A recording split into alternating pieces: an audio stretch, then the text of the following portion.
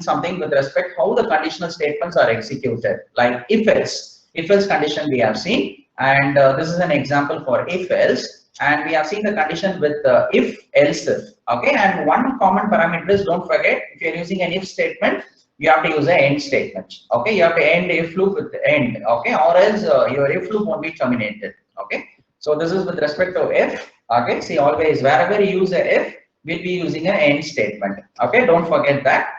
So the next is select case we have seen, like using a case statement. Okay, using select and case. This is about select case, and we have seen case with then, using a then statement along with case, and we have seen case with comma. What we have done is we have separated the case with comma, and we have seen case in a single line, right? How the case executes in a single line, and we have seen case with different options. How case can be used with different options, and finally, what we have done is we have seen functions with condition.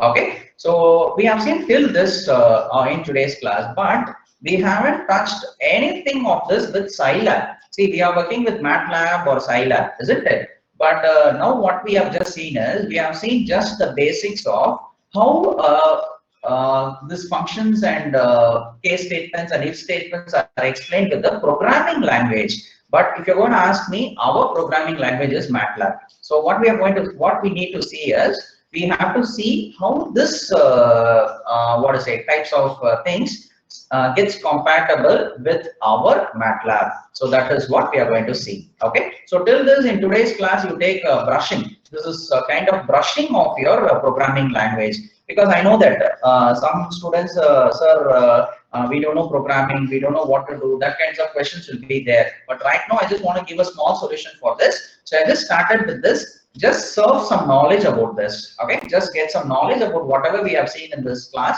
so that we'll map this with Scilab, right, in tomorrow's class. Okay, that is what we are going to do. So I thought I'll just share these things with you. Okay.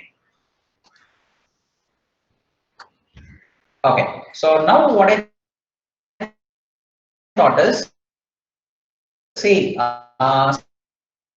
speaking like maybe you'll be studying something. Okay, it is not a theory subject. It goes on par with your tool. Okay, so whatever you are studying as coding, you have to implement that in your tool and see how it is working, right? That is what we have been doing. Okay, that's why the subject is paired with a lab. So we are doing that in the Scilab.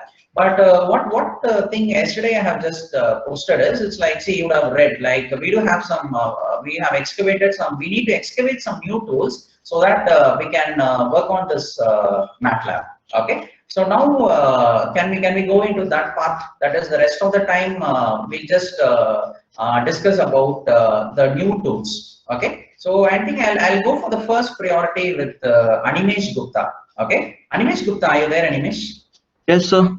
Yeah, okay. So it's like Animesh Gupta, he has on the previous lab, like on the G1 batch, he was sharing Octave, isn't it, Animesh Gupta, the tool Octave, right? Yes, sir. Yes. Can we have a screen share of your tool, Animesh? Can you just explain to the group how it is? Yes, sir. Yes, Animesh. The presentation is yours. You can start. Okay, just students listen. Animesh is going to explain about a new tool Octave, which can be used for math.